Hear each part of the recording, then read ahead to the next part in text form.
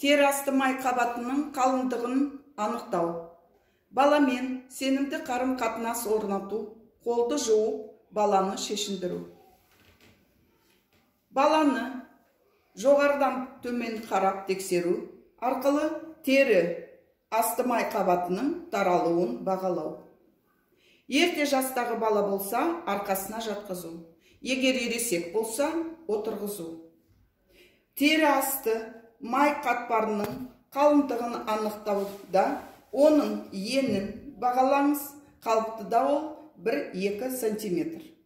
Оң қолдың бас және сұқ саусақтарымен іш аймағының кіндік деңгейінде тері және тері асты май қабатын қатпар жасап, қалыңдығын өлшеу.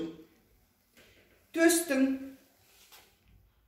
екі жақ жиегінен тері және тері асты май қабатын қатпар жасап, қалыңдығын өлшеу. Жауырын бұрыштары аймағында тері және тері асты май қабатын қатпар жасап, қалыңдығын өлшеу.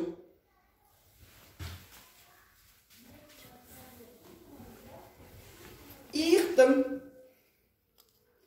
ішкі артқы бетінде тері және тері асты май қабатын қатпар жасап, қалыңдығын өлшеу.